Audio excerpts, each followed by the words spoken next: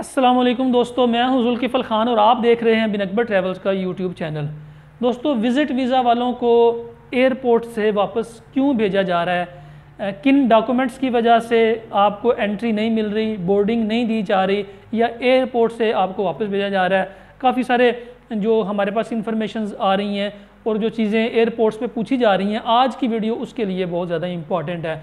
और बहुत से दोस्त कमेंट सेक्शन में भी ये क्वेश्चंस करते हैं, फ़ोन के ऊपर भी पूछते हैं कि विज़िट वीज़ा के लिए कौन कौन से डॉक्यूमेंट्स एयरपोर्ट पर रिक्वायर हैं, किन किन डॉक्यूमेंट्स की वजह से वापसी हो सकती है और कौन कौन से ऐसे डॉक्यूमेंट्स हैं जो अगर आपके पास नहीं होंगे तो आपको ना बोर्डिंग मिलेगी और ना ही इमिग्रेशन मिलेगी। वीडियो को एंड तक लाजमी देखिएगा। तो जिन लोगों के पास विज़िट वीज़ा है, सबसे पहले आपने देखना है कि आपके पास डॉक्यूमेंट्स कौन कौन से होने चाहिए। सबसे पहले आपका जो वीज़ा है वैलिड होना चाहिए, आपका ओके टू बोर्ड लाजम होना चाहिए। तीसरी चीज़ जो है वो आपके पास कंफर्म रिटर्न टिकट होनी चाहिए। चौथी चीज़, आपने 48 घंटे पहले कोरोना पीसीआर टेस्ट करवाया हो। पांचवी चीज़ ये है कि एयरपोर्ट के ऊपर रैपिड पीसीआर टेस्ट जो होता है वो लाजम आपके पास होना चाहिए। ये तो बेसिक रिक्वायरमेंट है, लेकिन किन डॉक्यूमेंट्स की वजह से ये वापस भेज रहे हैं? कल से और परसों से यानी कि 18 तारीख से यूएई की जो गवर्नमेंट है उन्होंने पाकिस्तान एयरपोर्ट्स के ऊपर नोटिफिकेशन जारी किया है कि आपके पास या तो होटल बुकिंग होनी चाहिए। अगर आपके पास होटल बुकिंग नहीं है तो आपके पास किसी भी अजीज़ रिश्तेदार का एड्रेस होना चाहिए, कंप्लीट एड्रेस, जो कि आने वाले दिनों में 20-21 तारीख के बाद इसको इम्प्लीमेंट कर दिया जाएगा कि अगर आपके पास होटल बुकिंग नहीं है, आपके पास किसी का एड्रेस होना चाहिए। अगर एड्रेस भी नहीं है तो फिर आपके पास शो मनी होनी चाहिए। सबसे पहले तो ये चीज़, अगर आपके पास ये नहीं है तो फिर आपको इमिग्रेशन जो है वो तंग भी कर सकती है और आपको कहती है कि यहाँ पे खड़े होके किसी का वहाँ पे कांटेक्ट नंबर या डिटेल्स वगैरह हमें दें। आपको घंटा 1.5 घंटा वहाँ पे लग सकता है। दूसरी जो इंपॉर्टेंट चीज़ है, टिकट। जो दोस्त टिकट करवा के जा रहे हैं, यहाँ से वाया बहरीन का टिकट करवा लिया और वापसी का टिकट किसी और एयरलाइन का करवा लिया, उनके लिए भी प्रॉब्लम आ रही है क्योंकि उनका ओके टू बोर्ड फिर नहीं होता। और जिन दोस्तों ने टिकट जाते हुए किसी और एयरलाइन की करवाई है और आते हुए किसी और एयरलाइन की करवाई हुई है, सवाए एयर ब्लू के और सरीन एयर के, इन दो एयरलाइंस के ऊपर आपको बोर्डिंग मिल जाती है, कोई मसला नहीं होता। लेकिन अगर आपकी कोई और एयरलाइन है तो जाने की टिकट आपकी किसी और एयरलाइन की है, वापसी का टिकट आपका किसी और एयरलाइन का है, तो फिर भी आपके लिए एयरपोर्ट के ऊपर सख्त प्रॉब्लम बन सकती है। एयरलाइन बोर्डिंग देने से इनकार कर सकती है।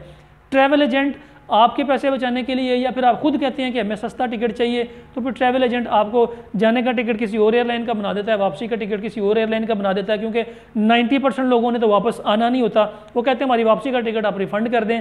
तो इस तरह से कुछ करके तो लोग ट्रैवल करने की कोशिश कर रहे हैं, वो भी ट्रैवलिंग पॉसिबल नहीं है, उनको भी एयरपोर्ट से वापस भेजा जा सकता है। अगर आपका ट्रैवल एजेंट इसकी जिम्मेदारी उठाता है और वो आपसे कहता है कि कोई मसला नहीं है, हम आपके जिम्मेदार हैं, अगर आप एयरपोर्ट से वापस आ जाएंगे तो फिर आप बेफिक्र होकर एयरपोर्ट पे जाएं, फिर कोई मसला नहीं है। अगर आपको एयरपोर्ट पे टिकट की वजह से वापस भेजेंगे तो फिर ट्रैवल एजेंट आपका टिकट जो है वो चेंज कर देगा। और जो तीसरी और इम्पॉर्टेंट चीज़ है वो वैक्सीनेशन और वैक्सीनेशन सर्टिफिकेट है।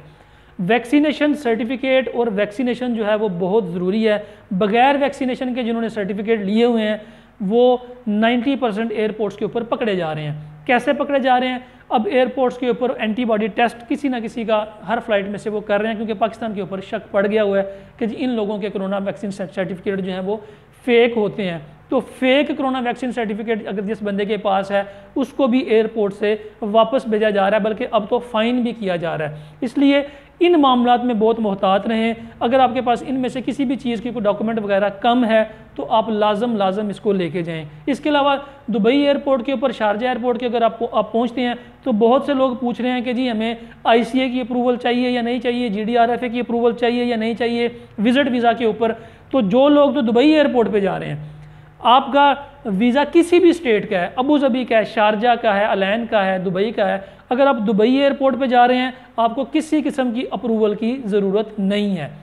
अगर आपके पास दुबई का वीज़ा है, शारजा का वीज़ा है, अबू धाबी का वीज़ा है, विज़िट वीज़ा, और आप अबू धाबी जा रहे हैं या शारजा जा रहे हैं, अबू धाबी या शारजा के लिए ICA की रजिस्ट्रेशन चाहिए होती है, अप्रूवल नहीं चाहिए होती, सिर्फ रजिस्ट्रेशन चाहिए होती है जिसमें लिखा होता है या आपने लिखना होता है कि जी आप इस फ्लाइट से जा रहे हैं, इस फ्लाइट से आएंगे, इस डेट को आपने वैक्सीन लगवाई थी पहली, इस डेट को दूसरी लगाई थी, ये आपकी वीज़ा कापी है और इस एड्रेस के ऊपर आप जा रहे हैं। अगर आप वो एड्रेस नोट करके ICA की रजिस्ट्रेशन करवा लेते हैं तो आपको एक QR कोड आपकी ईमेल पे आ जाता है। बस वो QR कोड आपके मोबाइल में होना चाहिए। वो आपका उधर UAE एयरपोर्ट में, अबू धाबी या शारजा एयरपोर्ट पे देखेंगे, आपको ईजीली एंट्री मिल जाएगी। आज के लिए इतना ही। अपना और अपने साथ रहने वालों का खास ख्याल रखिएगा। मुझे दें इजाज़त। अल्लाह।